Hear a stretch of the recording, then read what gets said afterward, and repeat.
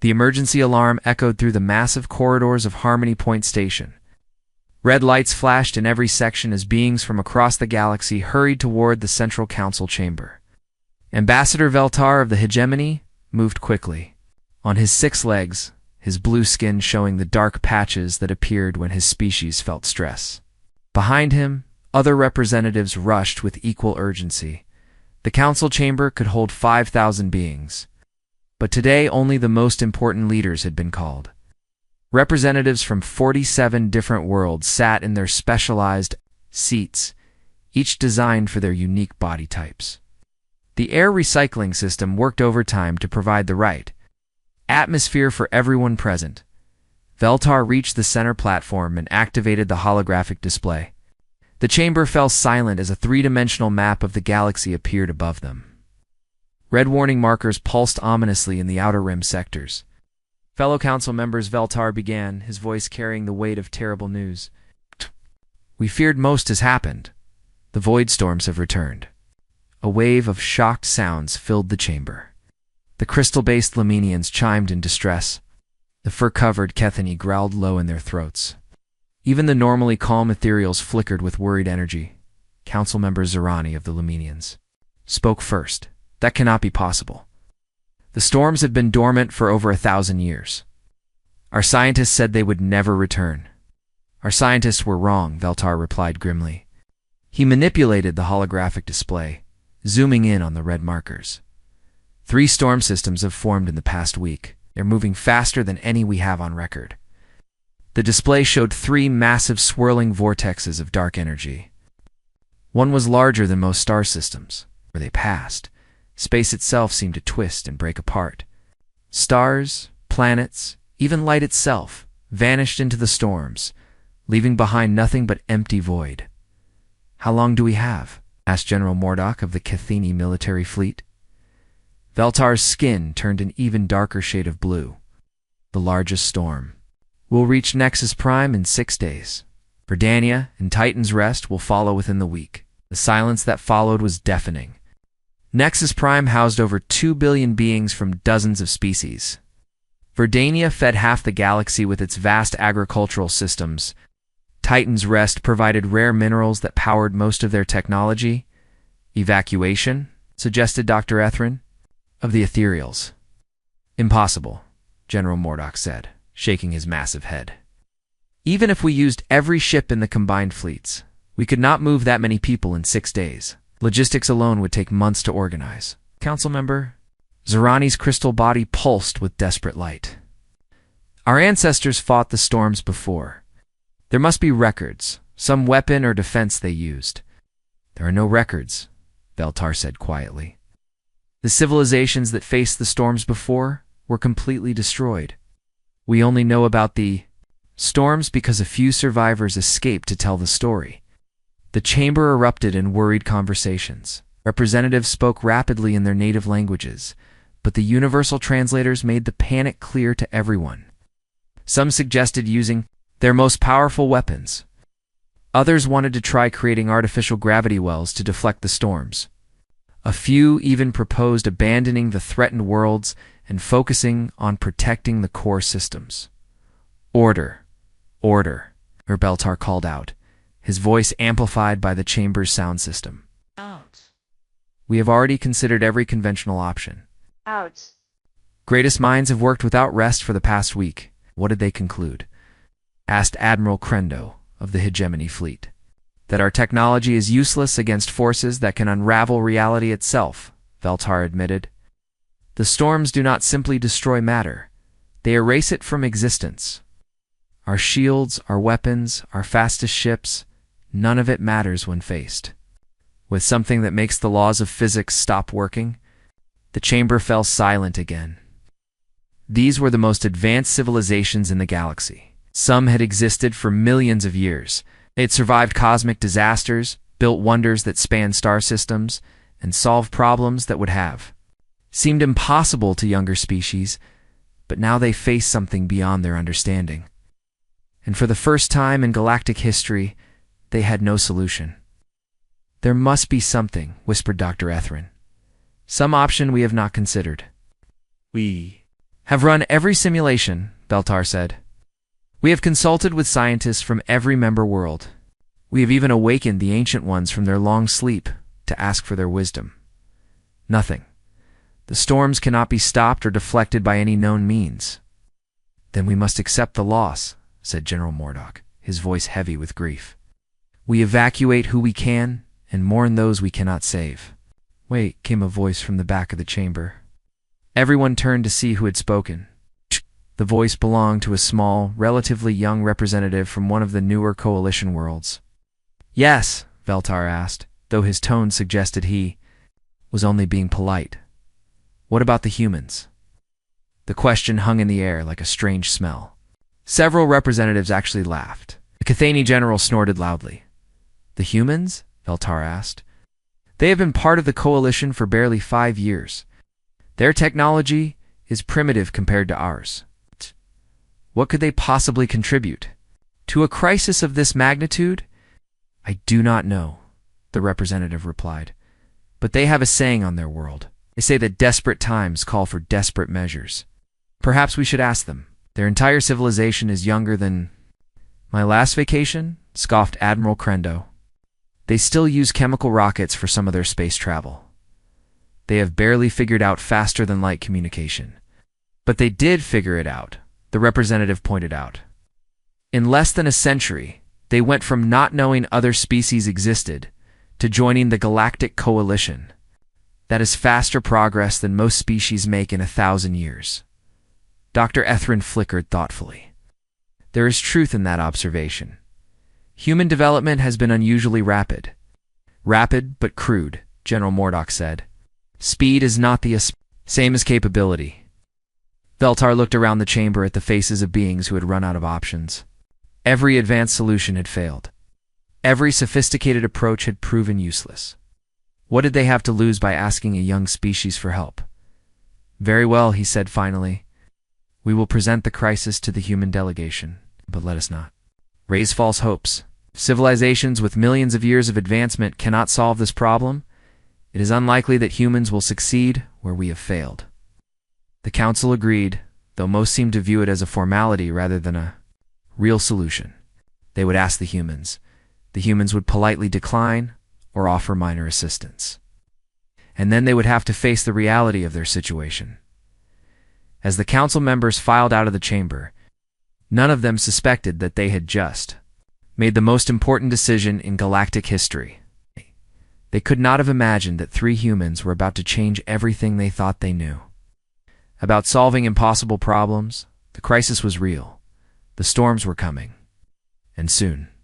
The galaxy would learn what humans meant when they said, "We've got this." The human delegation occupied a small section of Harmony Point Station.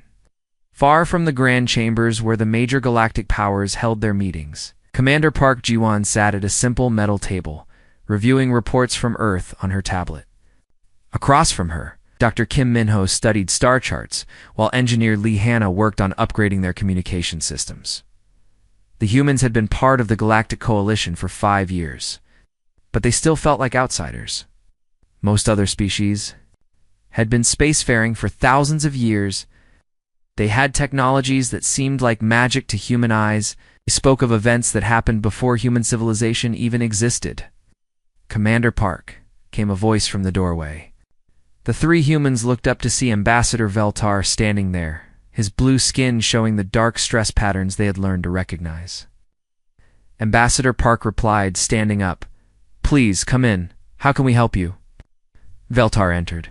Slowly, followed by 2 other council members, Dr. Kim and Engineer Lee also stood, giving polite bows in the Earth's custom. The aliens looked uncomfortable, like they were not sure why they were there. "We have a situation," Veltar began, then paused. "A crisis, actually. We would like to brief you on the details," Course Park said, gesturing to the chairs around. "Their table, please sit. Tell us what's happening." The next 30 minutes changed everything. Veltar explained about the void storms, using his portable holographic projector to show the swirling masses of destructive energy. He described the 3 threatened worlds and the billions of lives at stake, detailed all the failed attempts to find a solution. Dr. Kim leaned forward as he studied the storm data. These readings are incredible. The energy levels are beyond anything we've seen. Storms do not just destroy matter, Veltar explained. They erase it completely. They make reality itself disappear. Our most advanced shields are useless. Our most powerful weapons cannot even reach them. Engineer Lee frowned at her tablet where she was reviewing the technical data. The pattern is interesting, though. Look at these frequency readings. We have studied every aspect of the storm, said Council Member Zarani, her crystal body pulsing with tired light. There is no pattern that helps us. Maybe you're looking at it wrong, Lee said quietly. The aliens exchanged glances. General Mordock, who had remained silent until now, spoke up. With respect, Engineer Lee, we have scientists who have studied these phenomena for longer than your species has existed. That might be the problem, Dr. Kim said, still studying. The data. You're thinking like species that have always had advanced technology. You're looking for complex solutions. And what would you suggest? Veltar asked, his tone polite but clearly skeptical. Park looked at her two colleagues then. Back at the aliens? We need time to study this properly. How long do we have? 6 days until the first storm reaches Nexus Prime, Veltar replied. That's not much time, Park said. But we'll need to contact Earth. Get our best people working on this. The aliens stared at her. General Mordock's fur bristled slightly. Commander Park, I think you may not understand the scale of this crisis. We are not talking about a technical problem that can be solved with more research. We are facing forces that can destroy entire star systems. Park met his gaze steadily. General, with respect, you're talking to a species that split the atom before we figured out how to leave our own planet. We're used to solving problems that seem impossible. But this is different, Zarani said. Your species has never faced anything like this. Neither has yours, Dr. Kim pointed out. You said the last time these storms appeared, they destroyed. The civilizations that faced them, so really nobody has experience with this. That is precisely why it cannot be solved, Veltar said. Engineer Lee looked up from her tablet. Maybe that's exactly why it can be solved. The room fell silent. The aliens looked confused by her statement. Think about it, Lee continued. The civilizations that faced these storms before were probably like you. Ancient, advanced, set in their ways of thinking, they tried to solve the problem using their existing technology and knowledge. And that is wrong, how? General Mordock asked. Because sometimes you need fresh eyes, Park said, understanding where her colleague was going. Sometimes you need someone who doesn't. Know that something is impossible. Dr. Kim nodded enthusiastically. Exactly. We don't have millions of years of this is how things work holding us back. We're used to having to invent solutions from scratch. You are suggesting, Veltar said slowly, that your lack of experience is somehow an advantage. We're suggesting that our approach is different, Park replied. We don't have your advanced technology, so we've learned to think differently. We've learned to make impossible things happen because we don't have any other choice. The aliens were quiet for a long moment. Finally, Zarani spoke. Even if that were true, you only have 6 days. It took our combined civilizations weeks just to understand the basic nature of the storms. Then we'd better get started, Park said, reaching for her communication device. Wait, Veltar said. You're saying you will attempt to solve this crisis? Park paused, her hand on the device. She looked at Dr. Kim, who was already making notes. She looked at Engineer Lee, who was pulling up Earth's communication frequencies. She looked back at the 3 aliens who represented civilizations with technology beyond human dreams. Yes, she said simply. We've got this. The words hung in the air like a challenge to the universe itself. General Mordecai's ears flattened against his head. Zarani's crystal body flickered with what might have been surprise. Veltar's skin showed patterns the humans had never seen before. You've got this? Veltar repeated slowly. We've got this. Park confirmed. Commander Veltar said carefully, perhaps you do not fully understand what you are saying. We are discussing the survival of 3 worlds. Billions of lives hang in the balance. I understand completely, Park replied. And I'm telling you, we've got this. Dr. Kim looked up from his notes. We'll need access to all your data on the storms. Everything you have. We'll need to coordinate with Earth immediately, Lee added. Our industrial facilities, our research centers, everything. You'll also need to start preparing your fleets for construction and deployment, Park said. We're going to need everyone working together on this. The aliens stared at the three humans in amazement. Veltar found his voice first. You are Serious about this. Completely serious, Park said. Dr. Kim, how long do you think we need? Kim looked at his preliminary calculations. 72 hours. Be less if we can get the right people involved. 72 hours? Park repeated, turning back to the aliens. We'll have a solution in 72 hours. That is impossible, General Mordok said flatly. General Park said with a small smile, impossible is just another word for Tuesday. Where we come from, the aliens exchanged looks that clearly communicated their disbelief. But there was something in the humans' confidence that gave them pause. These three beings showed no fear, no doubt, no hesitation in the face of a crisis that had paralyzed the galaxy's greatest minds. Very well, Veltar said finally. You have 72 hours. What do you need from us? Everything, Park said, already activating her communication device, and trust that we know what we're doing. As the aliens left the human quarters, they could hear Park already speaking rapidly to someone on Earth. Dr. Kim was setting up additional communication links.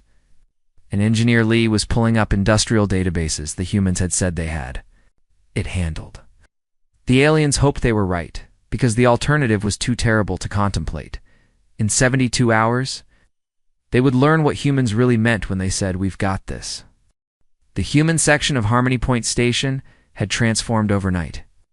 What was once a quiet diplomatic quarter now buzzed with activity 24 hours a day. Commander Park Ji-won stood in the center of what used to be a meeting room, now filled with screens, communication equipment, and holographic displays showing data from across the galaxy. Seoul Industrial Complex's online engineer Lee Hanna announced from her position at a bank of monitors. They're already retooling their manufacturing systems. Dr. Kim Min-ho looked up from where he was coordinating with research teams on Earth. Mumbai Research Center confirms they have their quantum physics team working on the resonance calculations. Tokyo University is running simulations now. Park nodded, then turned to address the latest group of alien observers who had gathered to watch the humans work.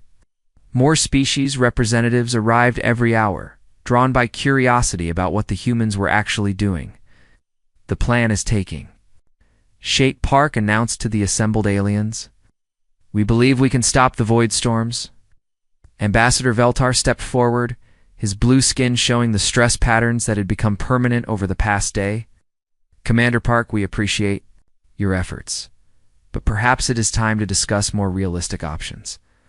Like what? Park asked.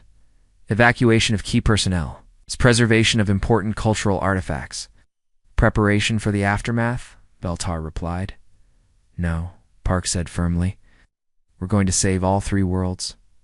The aliens exchanged glances. Had been watching the humans work for 36 hours straight, and what they saw both impressed and worried them. The humans seemed to never sleep, never doubt, never acknowledge the possibility of failure. Asked Dr. Ethrin of the Ethereals, flickering with curiosity. Dr. Kim stood up, activating a holographic display that showed the storm systems. We've identified the key weakness in the void storms. They're not random forces of destruction, they're resonance phenomena. Resonance. Council member Zerani's crystal body pulsed with interest. Think of it like a musical note. Engineer, Lee explained. The storms maintain their destructive power by vibrating at specific frequencies. If we can disrupt those frequencies, we can destabilize the storms. General Mordok of the Kethany stepped closer to the display. Even if that were true, how would you generate enough power to affect something that large? We don't need to. Overpower them, Dr. Kim said. We need to be smarter than them. We're going to build quantum resonance generators. Quantum resonance generators do not exist, stated Chief Scientist Zerani of the Luminians, who had joined the growing crowd of observers. They do now, Park said simply. We've been working on the theoretical framework for 18 months. We just never had a reason to build them before. Cannot simply decide to build technology that does not exist, Zerani protested. Why not? Engineer Lee asked. Someone had to build the first faster-than-light drive. Someone had to build the first gravity manipulator. Every piece of technology started as something that didn't exist. The aliens fell silent. The human logic was simple but undeniable. Even if you could build these devices, Veltar said, the storms are spread across multiple star systems. You would need hundreds of generators, precisely coordinated across impossible distances. 847 generators, to be exact, Dr. Kim said, checking his calculations. And yes, they need to be coordinated to within nanosecond precision. That is impossible, General Mordok said flatly. It's difficult, Park corrected. There's a difference. How do you propose to build 847 advanced devices that do not exist? Transport them across light years of space and coordinate them perfectly, all in less than 5 days? Zerny asked. We're not going to do it alone, Park said. We're going to need help from everyone here. She gestured to the assembled aliens. The hegemony has the fastest construction fleets in the galaxy. The Luminians have the most precise frequency calibration technology. The Chthoni have the best long-range communication systems. The Ethereals can provide the coordination algorithms we need. You want us to help you build impossible technology based on theories that have never been tested? Veltar asked. Yes, Park said, because the alternative is watching 3 worlds die. The aliens were quiet for a long moment. Ethrin spoke. Show us the complete plan.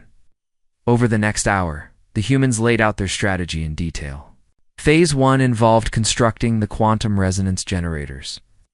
Using combined human innovation and alien manufacturing capabilities, Phase 2 required positioning the generators in precise locations around the storm systems.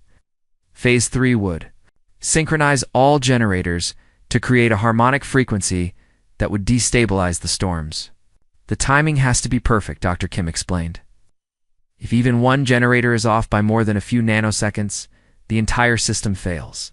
And if the system fails, asked General Mordok, then the storms continue on their current path and destroy 3 worlds, Park said simply. What you are proposing, Zerani said slowly, would require the largest coordinated effort in galactic history. Dozens of species working together with precision that has never been achieved. Yes, Park agreed. The logistics alone would be nightmarish, Veltar added. Construction teams, transport fleets, communication networks, all working simultaneously. Across multiple star systems. Yes, Park said again. The chance of success is minimal, General Mordok pointed out. One small error anywhere in the system and everything fails? Maybe, Park admitted, but the chance of success, if we do nothing, is 0. The aliens looked at each other, then back at the humans. These 3 beings from a young species were proposing to coordinate the largest engineering project in Galactic history, using technology that didn't exist, with a timeline that seemed impossible. Why do you believe this will work? Eltar asked quietly. Park looked at her colleagues, then back at the assembled aliens. Because we've done impossible things. Before, every step of human progress has been someone saying something couldn't be done, and then someone else proving them wrong. Your species has never faced anything like this, Zerani pointed out. Neither has yours, Dr. Kim replied. The difference is we're not afraid to try something that's never been done before. And if you're wrong, Zerani asked. We're wrong, Park said. But at least we'll have tried everything we could think of. Engineer Lee looked up from her latest calculations. The Seoul Industrial Complex is ready to begin production.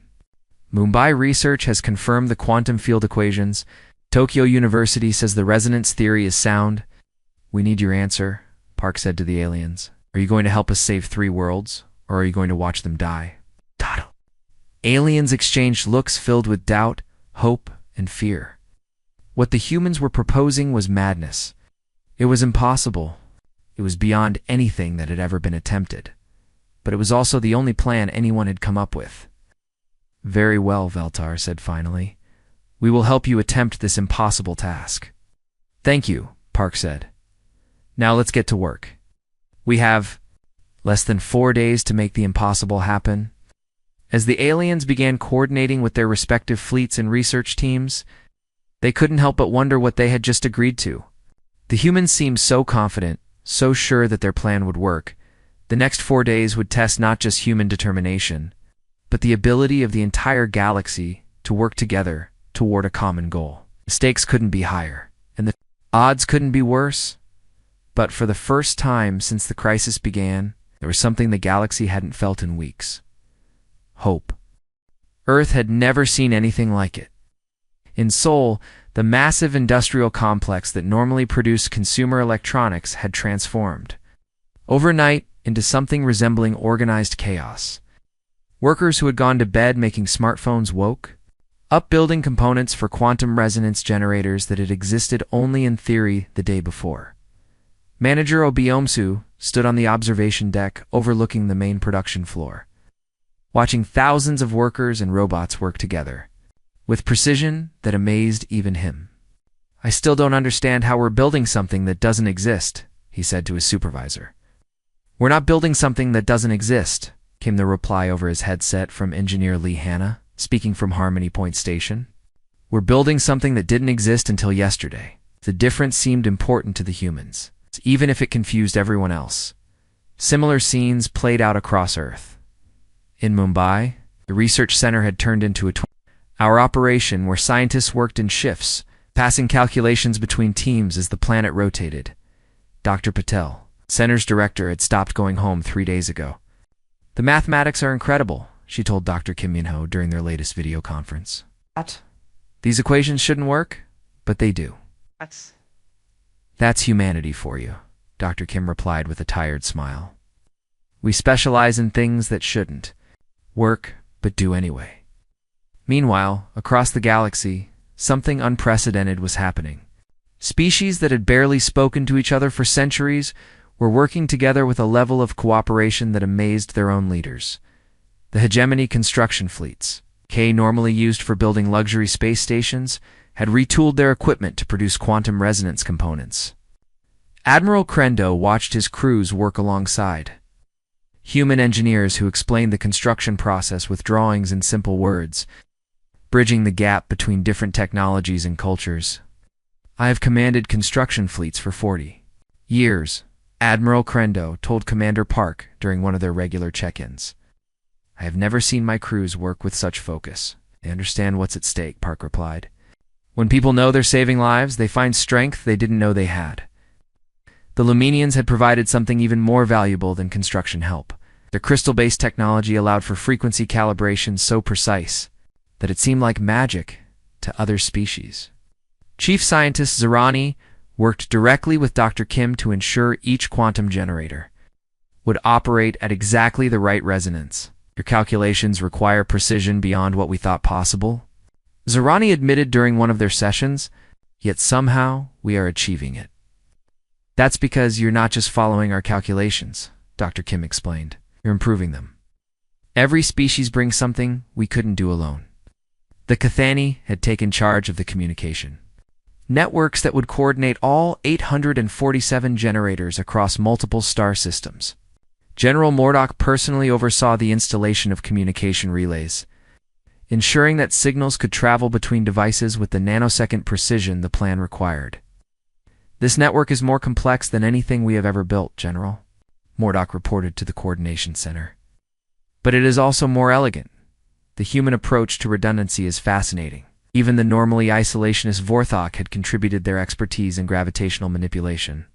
Their ancient knowledge of space-time physics provided crucial insights to how the generators could be positioned for maximum effect.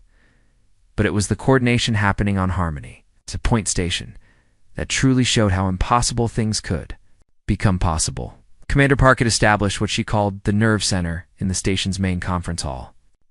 Representatives from every participating species worked side by side, sharing information and resources in real time. Engineer Lee managed the logistics with a level of detail that impressed even the Fission-size hegemony administrators. She tracked the location and status of every component, every transport ship, every work crew across dozens of star systems. "Generators 47 through 53 are ready for transport," she announced to the room. "The Luminian frequency calibration team confirms they're within acceptable parameters. Hegemony Transport Fleet 7 is en route to pick them up," Admiral Crendo replied. "Estimated arrival at deployment zone in 18 hours. Cathani, Communication Relay Station Delta, confirms network connection is stable, added General Murdoch.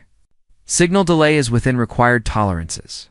Pattern repeated hundreds of times as components move from construction sites to deployment positions. Every piece had to arrive exactly on time and work perfectly on the first try. There would be no opportunity for repairs or adjustments once the operation began. Dr. Kim spent his time jumping between different scientific teams, helping solve problems that arose when different species technologies had to work together. The resonance frequency for generators in Sector 7 needs to be adjusted by 0.003%, he told the Luminian calibration team during one crisis. That level of adjustment is at the limit of our capabilities, Zerani replied. We'll find another way, Dr. Kim said, already pulling up alternative calculations. Maybe if we adjust the positioning instead of the frequency. This was how problems got solved during those intense 4 days. When one approach hit a limit, the humans would suggest another approach. When that approach seemed impossible, one of the alien species would contribute knowledge or technology that made it possible. The aliens began to understand something about human nature that they had never seen before. Where most species would accept limitations and work around them, humans seemed to view limitations as temporary obstacles that could be overcome with enough creativity and determination. It is remarkable, Dr. Etherin observed to Veltar. During one of their breaks, we encounter a problem we cannot solve, we accept it and move on. When humans encounter a problem they cannot solve, they refuse to accept that it cannot be solved. Yes, Veltar agreed, watching Park coordinate 3 different crisis responses simultaneously. I am beginning to understand why they said we've got this with such confidence. As the 4th day dawned, the impossible was becoming reality. 847 quantum resonance generators were either completed or nearing completion. Transport fleets from multiple species were moving them into position around the storm systems. Communication networks spanning light years were testing and retesting their connections. But the most remarkable thing was not the technology being deployed. It was the fact that dozens of species were working together with a level of trust and cooperation that had never existed before. In galactic history, status report, Park requested as the final day began. All generators are either deployed or in transit, Lee replied. Communication network is stable across all sectors. Calibration teams report ready status. The storms? Dr. Kim asked. Edge of Storm Alpha will reach Nexus Prime in 14 hours, came the reply from the monitoring station. Park looked around. The nerve center at representatives from dozens of worlds working together to save 3 worlds they might never visit. She saw hegemony officers coordinating with Cathini engineers. She watched Luminian scientists sharing data with human researchers. She observed ethereal coordinators working with Forthok technicians. Final preparations begin now, she announced. To the room. In 14 hours, we'll find out if the impossible is just another word for difficult. The galaxy held its breath as the greatest test of cooperative determination in its history entered its final phase. The command ship Harmony's Edge hung in space near Nexus Prime, its hull reflecting the eerie light from the approaching void storm. Commander Park Ji-won stood on the bridge, surrounded by screens showing data from across 3 star systems. Representatives from every major species worked at stations throughout the ship, their combined expertise focused on one impossible goal. Storm Alpha is now 3 hours from Nexus Prime's outer sensor grid, announced the monitoring officer. Through the main view screen, they could see the storm's leading edge. As a wall of twisted space that made stars disappear and reappear in wrong places, Dr. Kim Minho looked up from his calculation station, his face showing the strain of 4 days without proper sleep. All quantum resonance generators are reporting ready status. 847 devices across 3 star systems, all synchronized to the master frequency. Engineer Lee Hanna worked frantically at the coordination console, her fingers dancing across controls that managed the most complex communication network ever built. Network stability is holding at 99.7%. All generators are responding to command signals. Ambassador Veltar approached the human command team, his blue skin showing patterns of nervous energy. Commander Park, are you Certain about the timing? Once we begin the resonance cascade, there will be no way to stop it. I'm certain, Park replied, though inside she felt the weight of 3 worlds resting on her shoulders. Dr. Kim, what's our window? The storm's frequency pattern shows a stability cycle every 47 minutes, Dr. Kim explained.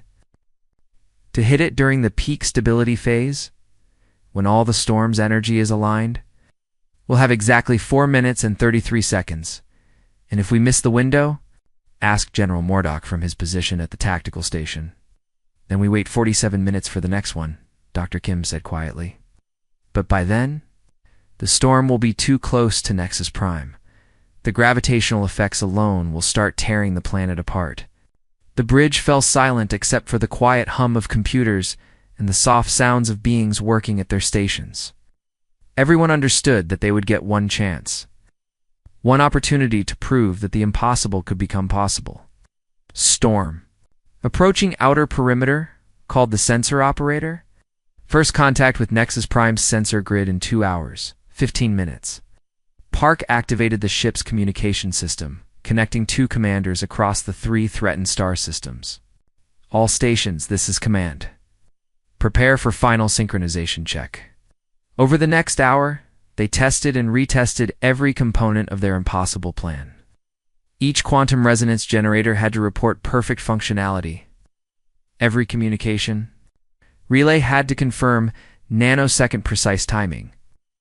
All gravitational manipulation systems had to be ready for the final phase.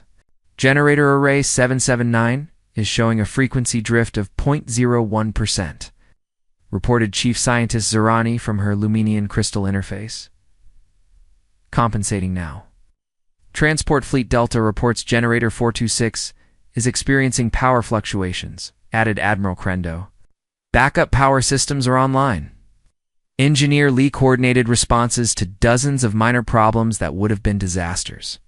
Without the redundancy built into the human plan, rerouting power from Generator 4 to 5 to compensate for 4-2-6. Network stability maintained. As the storm grew closer, its effects became visible throughout the system. Space itself began to ripple near the storm's edge. Light from nearby stars bent in impossible directions. The laws of physics started to break down as the void storm's reality-warping field expanded. 1 hour to optimal timing window, Dr. Kim announced. Storm frequency is beginning to stabilize into the target pattern. Park watched the tactical display, showing their generators positioned in a vast 3-dimensional array around the storm. Systems. Each device was a small point of light, but together they formed a network spanning light-years of space. It was beautiful in its complexity and terrifying in its fragility. 30 minutes to window came the next update. All generators report optimal frequency synchronization. The aliens on the bridge had stopped their quiet conversations. Even species that had lived for thousands of years had never faced a moment like this. The youngest species in the galaxy was attempting something that no one had ever tried before, using technology that had been theoretical just days ago. 15 minutes to window, Dr. Kim called out. Storm frequency pattern is locked into stability. Cycle Park felt her heart racing as she watched the displays. Every calculation had to be perfect. Every generator had to work exactly as designed. Every communication relay had to maintain perfect timing. The margin for error was so small that it might as well not exist.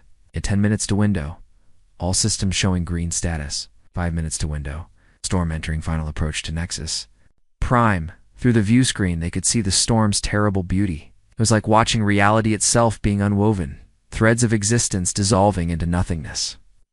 The outer edges of Nexus Prime's atmosphere were already beginning to distort as the storm's field reached the planet. 2 minutes to window, initiating final countdown sequence. Engineer Lee's hands flew over her controls as she prepared to trigger the largest coordinated action in galactic history. All generators ready for synchronized activation. Network timing locked. Power levels optimal. 1 minute to window. Storm frequency entering peak stability phase. Park looked around the bridge at beings from dozens of worlds who had come together for this moment. Hegemony officers, Luminian scientists, Kethany engineers, ethereal coordinators, and humans who refused to accept the impossible. 30 seconds to window. All stations report ready. The bridge became completely silent except for Dr. Kim's. Countdown. 20 seconds. 15, 10, 5, 4, 3, 2, 1. Initiate resonance cascade. Engineer Lee activated the master control. Across 3 star systems, 847 quantum resonance generators began their synchronized sequence. The harmonic frequency built slowly, and suddenly spiked as perfect synchronization was achieved. For a moment, nothing seemed to happen. The storm continued its approach to Nexus Prime, reality continuing to warp and twist in its wake. Then the impossible occurred. The void storm shuddered. Its perfect circular form wavered like a reflection in disturbed water. The reality warping field that had seemed unstoppable began to fluctuate as the resonance frequency disrupted its fundamental structure. "It's working," whispered Dr. Ethrin, its ethereal form flickering with amazement. The storm's edge rippled and twisted as its internal frequency was thrown into chaos. The wall of nothingness that had been consuming everything in its path began to lose cohesion, storm's structural integrity dropping, reported the sensor operator, his voice filled with wonder. Energy patterns are destabilizing across all measurement bands. But they weren't finished. The resonance cascade had created the window they needed, but now came the most dangerous part of the plan. Gravitational manipulation systems, prepare. For storm deflection, Park commanded, across the star system. Specially modified ships from the Vorthok fleet activated their gravity manipulators. Using the brief moment of storm instability, they began to push against the weakened void storm with coordinated gravitational fields. Slowly, impossibly, the storm began to change course. Its path shifted degree by degree away from Nexus Prime, toward the empty space where it could dissipate harmlessly. Deflection successful, General Mordok reported, his voice filled with disbelief. Storm trajectory is shifting away from populated systems. The bridge erupted in cheers from dozens of species as they watched the impossible become reality. The void storm, weakened by the resonance cascade and pushed by gravitational manipulation, continued its new course away from the threatened worlds. Commander Park looked at the tactical display, showing 3 worlds that would live to see another day. She looked at her colleagues, who had refused to accept defeat. She looked at the aliens who had trusted human determination enough to attempt the impossible. Storm deflection complete, she announced to the galaxy. All 3 worlds are safe. That moment, Park realized they had done more than save 3 worlds. They had proven that when different species worked together with human determination, there truly was no such thing as impossible. The galaxy would never be the same. 3 months after the Void Storm crisis, the Galactic Coalition Council Chamber looked different. Where once representatives sat in separate sections based on their species, now they were mixed together in small working groups. Hegemony officers shared tables with human engineers. Luminian scientists discussed projects with Cathani military leaders. The formal barriers that had existed for thousands of years had dissolved in the wake of their shared triumph. Commander Park Ji-won stood at the center podium, but her title had changed. The gold insignia on her uniform now read Director of Crisis Management in 12 different languages. She was no longer just Earth's representative. She spoke for a new approach to solving galactic problems. The quarterly report shows remarkable progress, Park announced to the assembled council. We have successfully resolved 14 major crises using the collaborative approach we developed during the Void Storm incident. Ambassador Veltar, whose blue skin now showed the healthy patterns of relaxation instead of stress, raised his hand. Director Park, could you give us specifics on the Andromedal mining disaster? Of course, Park replied, activating the holographic display. When the quantum mining operation collapsed and threatened to create a black hole, our response time was 8 hours from crisis identification to complete resolution. The display showed images of the rescue operation that had seemed impossible just months earlier.